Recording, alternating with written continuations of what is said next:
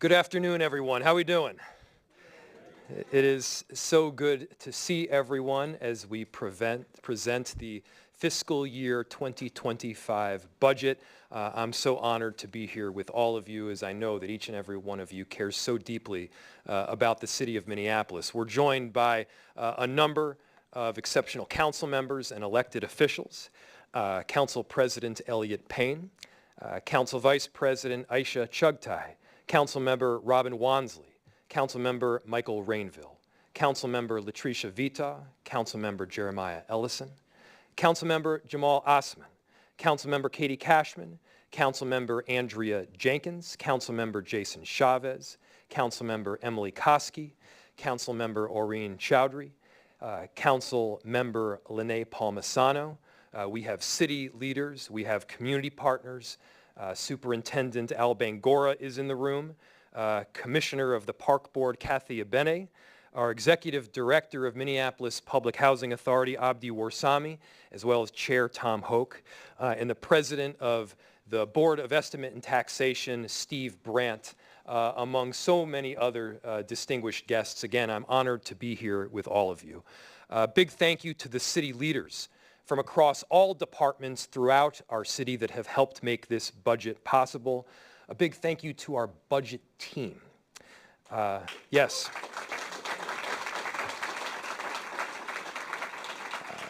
And I will specifically call out Jane DeSenza, our budget lead. Yes. Andrea Inouye from my office, as well as Allie Peters, who helped craft this speech. And thank you to my council colleagues for your deep collaboration. It's been no secret that this budget looks different, but your input has been invaluable. And while this is my recommended budget, I hope that you see your good guidance and your advocacy reflected within. Thank you to the Board of Estimate and Taxation Commissioners that I've mentioned. You do indeed have an important role to play, especially on a year like this one. Protecting the Minneapolis taxpayer through the city's maximum levy, I can assure you that tremendous amount of work has been done and undergone with that sentiment in mind. And this budget cycle also piloted a new approach to budget engagement. We gave several community groups a truly deep dive into the city's budgetary process. We explained the levy, we explained the budget, we explained ramifications and externalities associated with every add-on, every cut, every choice. And getting their input, considering those externalities, was deeply helpful. And upon learning the circumstances of this year's budget, they indeed provided phenomenal feedback. So a special thanks to the Minneapolis Youth Congress, the Minneapolis Advisory Committee on People with Disabilities, and several of our community's Hmong and American Indian community leaders, many of whom are with us today. We learned a lot from you, and we intend to expand on that community engagement work in years going forward. And so today, we find ourselves at the cross-section of well-earned success and uncomfortable transition. Nobody should downplay the renaissance Minneapolis is presently experiencing. Our downtown has ranked #1 in the country for best rebound activity. We've been named, that's right, we've been named the happiest city in America. We're the best spot for recent college grads. We're top 5 in the nation for accessibility. And again, we've been nationally recognized for our world-class parks and bike systems. That's right. But more important than those accolades is the work that our city does each and every day for the residents that we are charged, that we are responsible for serving. We often talk about the money that we've invested, but we forget to circle back on the impact that it's had. And I want to take a quick moment to do exactly that. Over the last 6.5 years, our investments in policy have made us a national leader in affordable housing work and provided people with that most basic human need, a home.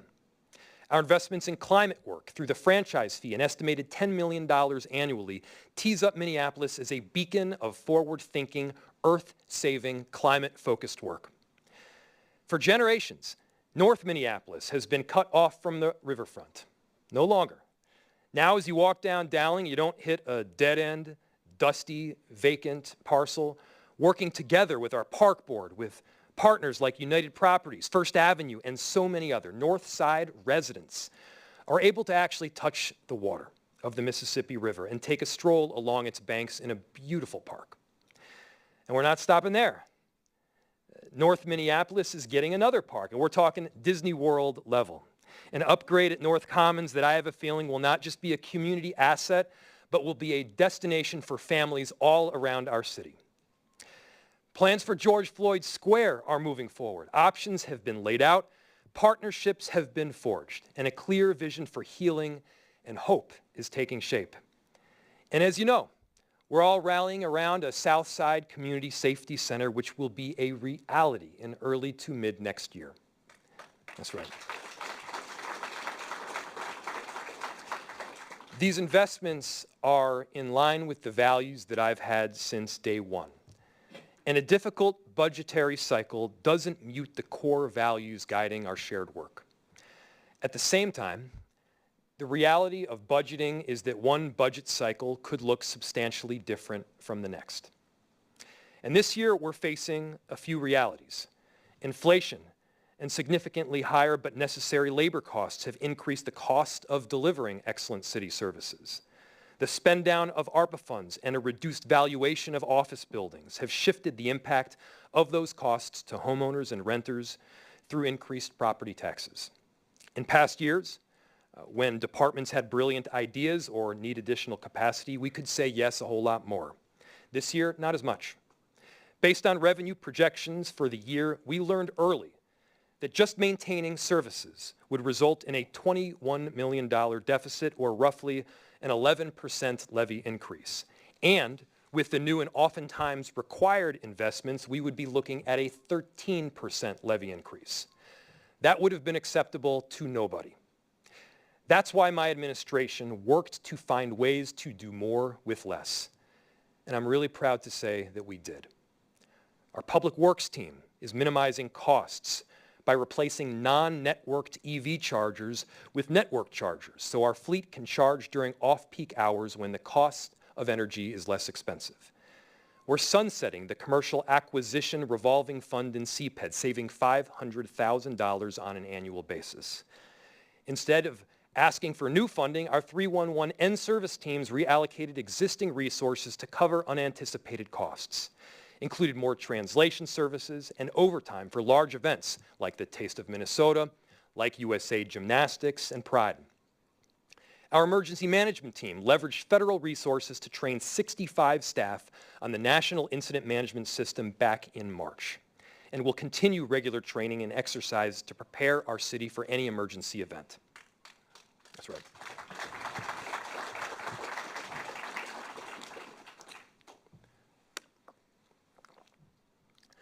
We've increased our use of cash and reallocated federal grant funding, still maintaining necessary reserves and contingencies, but maximizing the use of funds we already have on hand. This includes an increased transfer from the Downtown Assets Fund to more fully cover the critical economic development work that is already underway. So, thanks to our city team's creative leadership and thoughtfulness, we've managed to do what felt like a pipe dream a few months ago: keep the levy increase under 10%. And then, through efficiencies and many hard choices, we've managed to drive down the levy to 8.1% increase. Now, I'm not expecting us to celebrate this lift because our residents have a new lift of their own in property taxes. But this budget provides a way through. We're doubling down on programs that work, we're ensuring our resources are used effectively, and we're making sure our communities feel the benefit. The tough decisions we made to get down to that 8% levy will continue throughout next year.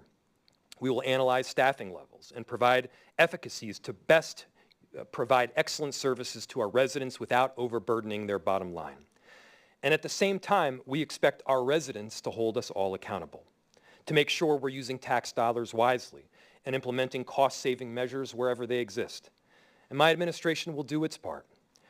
Our performance management and innovation department is launching Outcomes Minneapolis, which supports departments in achieving their missions, aligning priorities, making data-driven decisions, and driving progress towards city goals.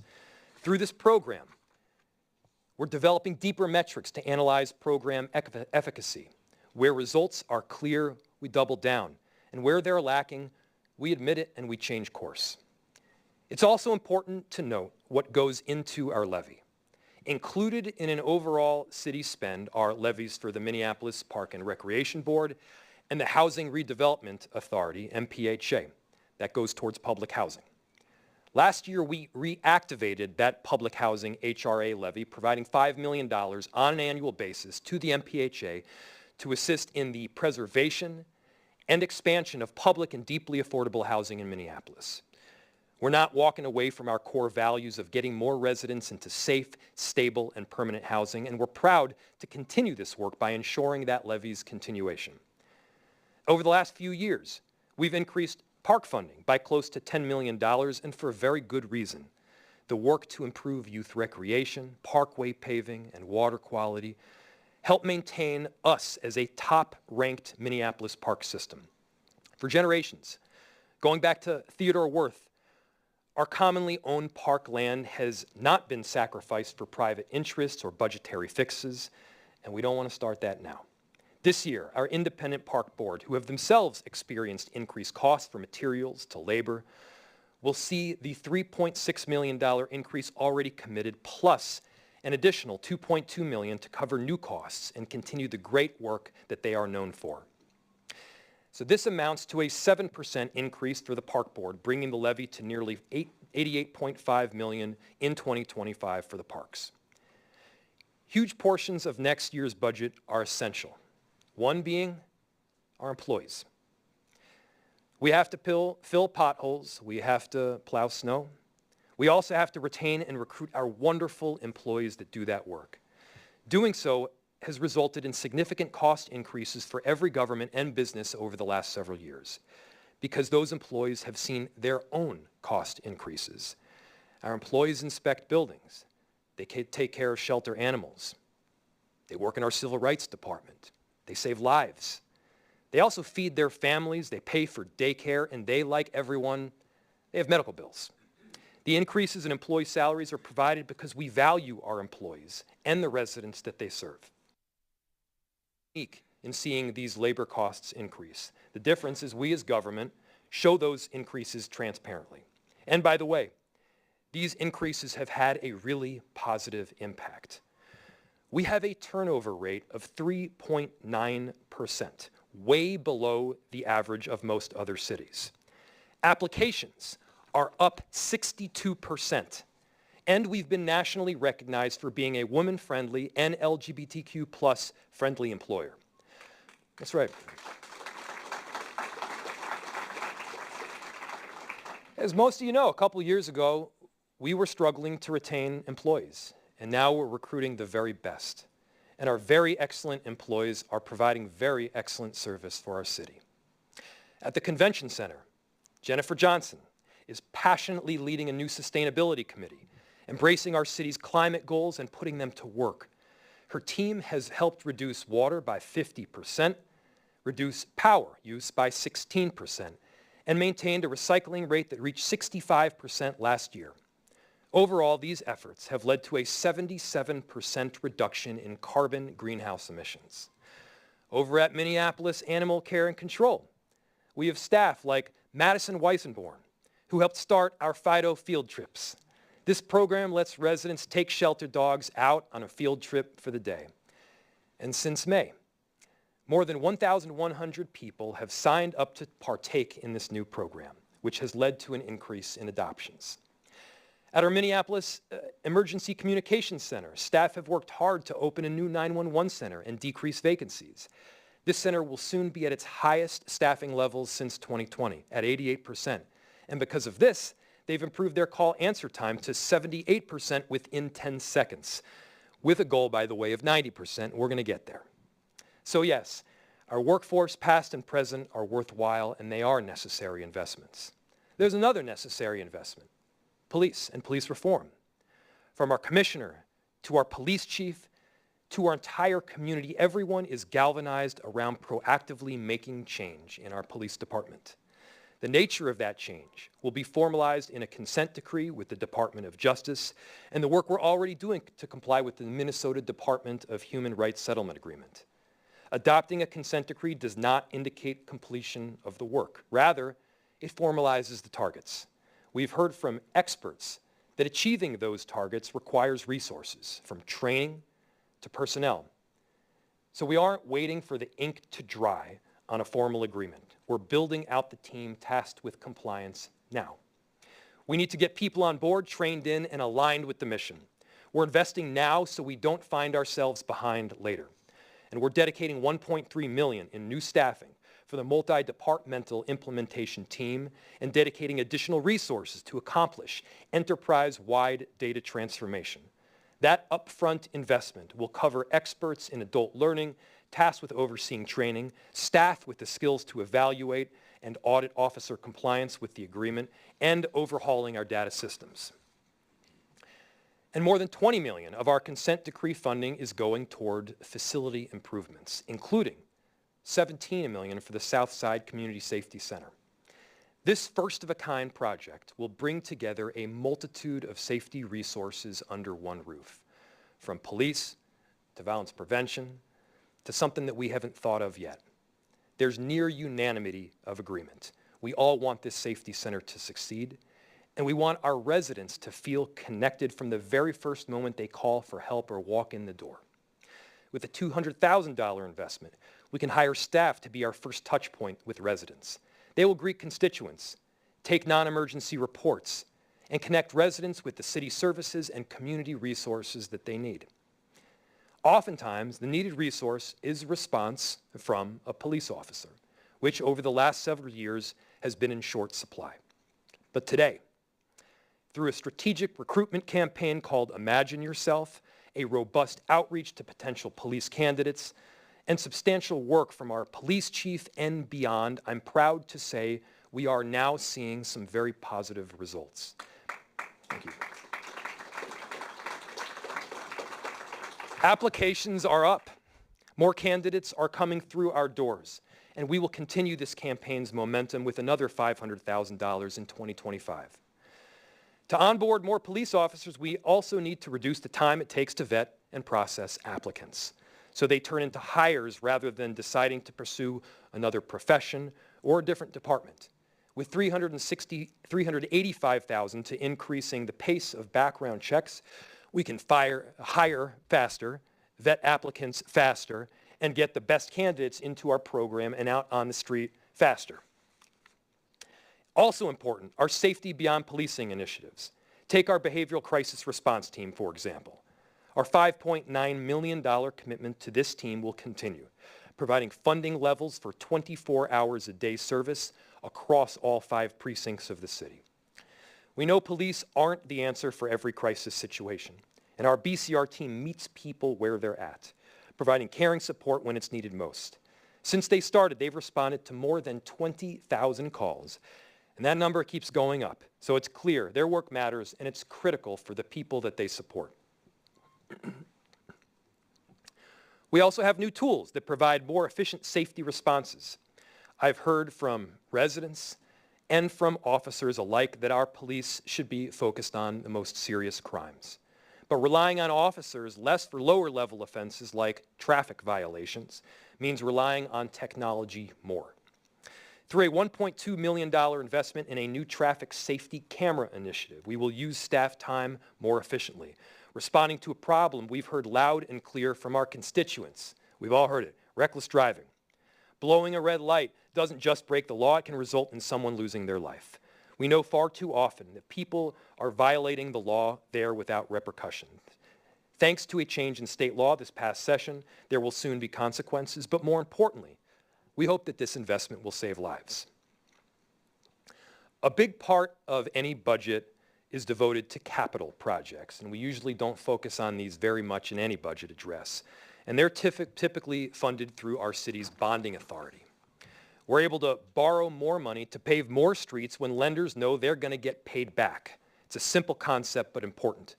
If banks have less confidence in our ability to repay, we get less money. Therefore, we can pave fewer streets. So when, in November of 2017, Minneapolis' credit rating was downgraded to AA+, it reduced the number of city projects we were able to fund because the cost of borrowing went up. But since then, our city has been upgraded to the highest rating possible, AAA, thanks to smart fiscal planning by our award-winning staff, including our top-rated government CFO, the city's bonding team, and our amazing budget director. What this means is we have high financial resiliency and can withstand budget variances, helping us lower our interest rates for bonding and in turn making more progress on city progress our residents care about. Here are just a few examples. $17 million in bonding for the Southside Community Safety Center wouldn't be possible without this smart fiscal management. The $1.2 million increase in 2025 for parkway paving and $2.2 million in 26 wouldn't have happened but for the faith and the credit in Minneapolis.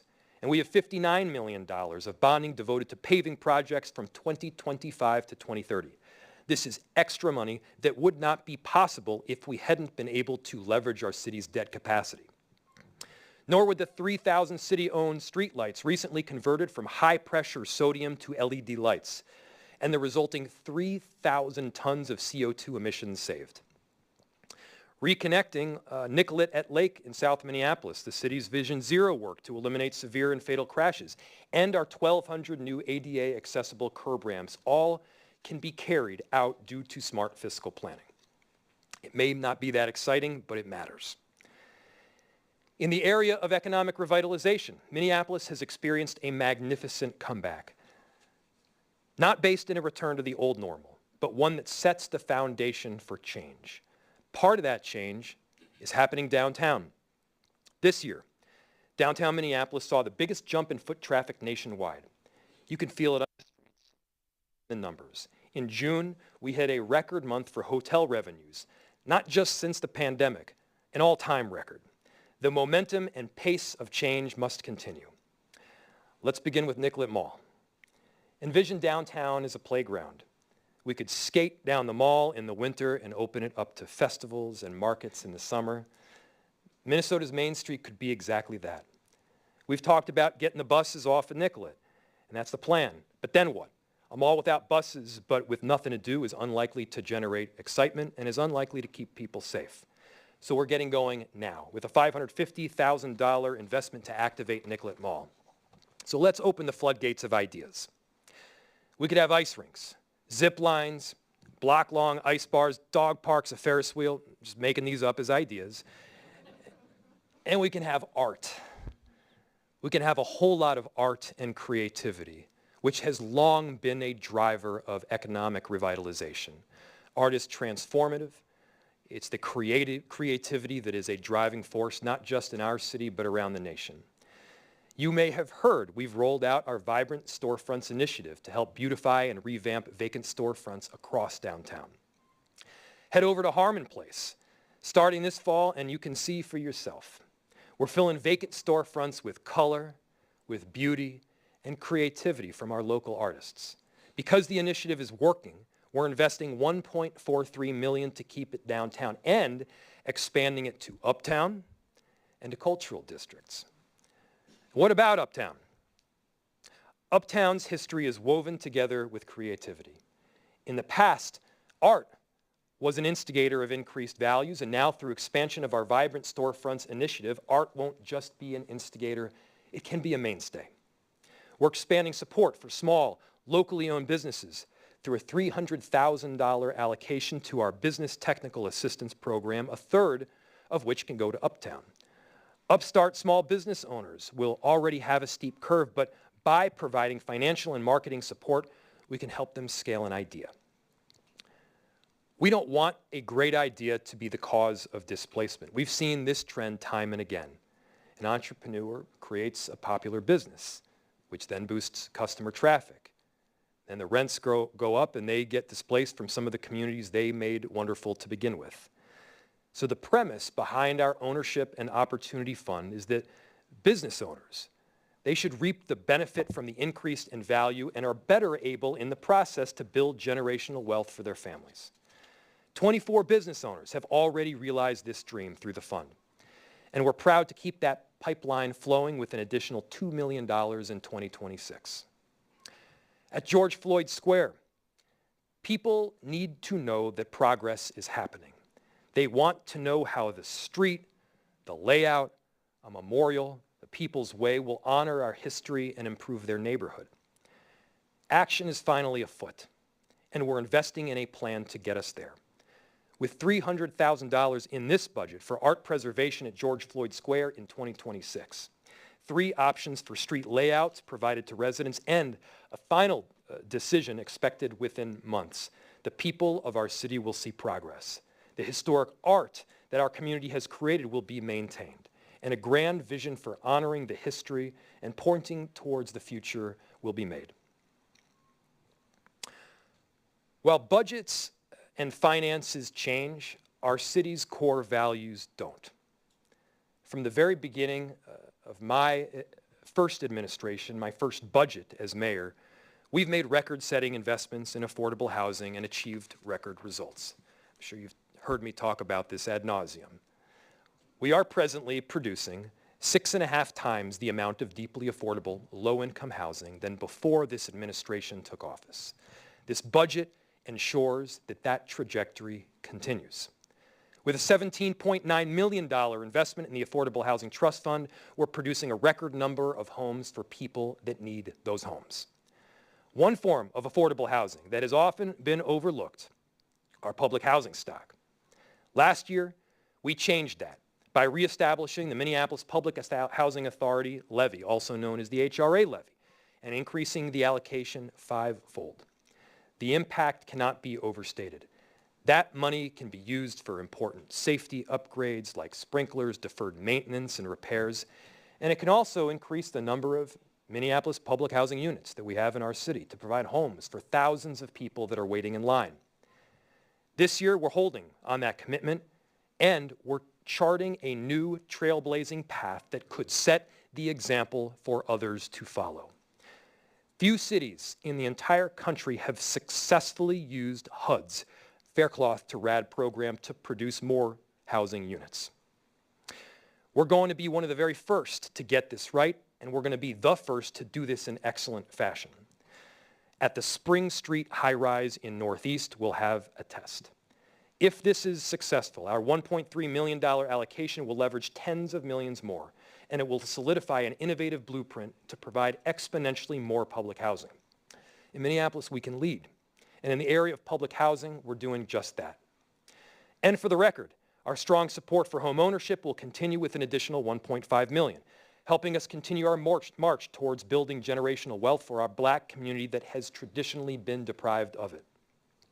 Also, for the record, we're going to continue our ongoing commitment to the groundbreaking program, Stable Homes, Stable Schools. With a $2.2 million ongoing investment, we can add to the over 4,800 kids we've successfully housed, preventing homelessness and providing important support for the Minneapolis public schools that they attend. I love seeing that number go up. I was excited about 2,000, I was excited about 3,000 and 4,800. This is leaving a mark that we can all be proud of. That's right.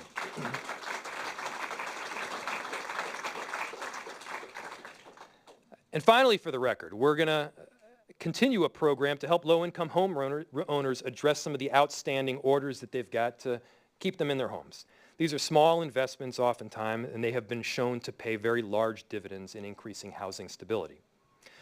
While safe, stable, and permanent housing is an end goal, we know it's not a reality for all of our residents. Just like most cities across our nation, Minneapolis is working to address homelessness and unsheltered homelessness. In the last 2 years, we have made progress. Hennepin County figures show a nearly 25% reduction in the number of people sleeping outside. This is due to key investments we've made, like increasing deeply affordable housing 6-fold, adding new shelters to our system, and working with partners like the county and our nonprofit organizations to provide culturally sensitive support and wraparound services. And still, we need to do more. That's why I'm proposing investing nearly $1.5 million in homelessness response. I've heard from council members. They want more outreach and support for residents. It's in this budget.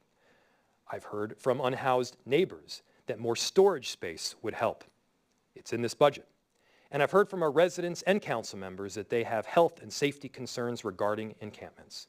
There will be times when we need to close encampments. With this budget, we have the tools to do so humanely. And when we successfully when we can successfully connect a person to shelter or housing, we will. Anyone who works at the city of Minneapolis is here to make a lasting impact, a legacy. There is perhaps no greater legacy than protecting our planet. This budget presented a challenge between honoring commitments made and recognizing the impacts that those commitments can have on taxpayers. The tension was felt acutely in our decision to continue the franchise fee allocation, estimated at $10 million committed to our Climate Legacy Initiative. But for all of us, I think it was a commitment worth honoring. Through our Climate Legacy Initiative, we are continuing our march toward home weatherization in our city's green zones. Neighborhoods in both south and north that have been impacted by high rates of pollution, which will reduce our per capita carbon footprint and help bring down energy bills for people that don't have a lot of expendable income. We're also planting more trees, expanding green jobs and training, investing in EV charging infrastructure, and we're poised to be the first city in the nation to start producing biochar, a tool that helps remove carbon from the atmosphere. Oftentimes we talk about the work we do to fight climate change is reducing. This is one area where we can go on offense.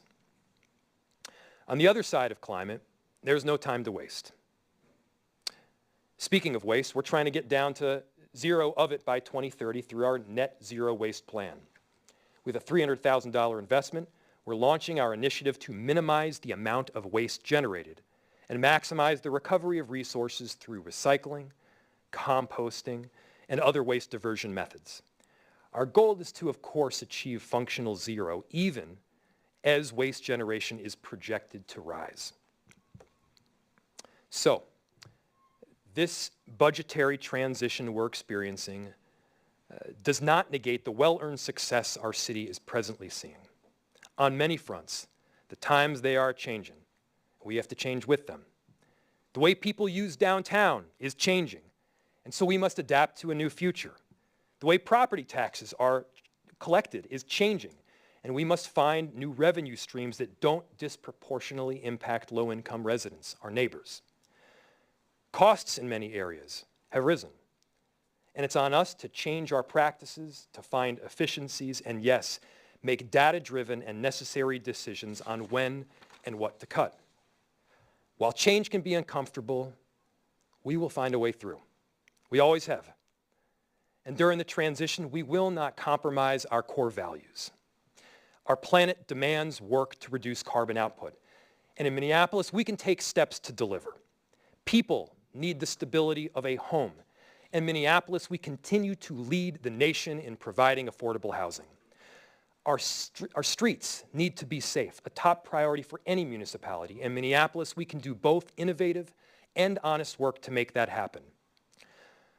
A changing city rises, and our great city is rising. And we will rise higher because we are committed to finding a way through together. Thank you all, and thank you for loving Minneapolis.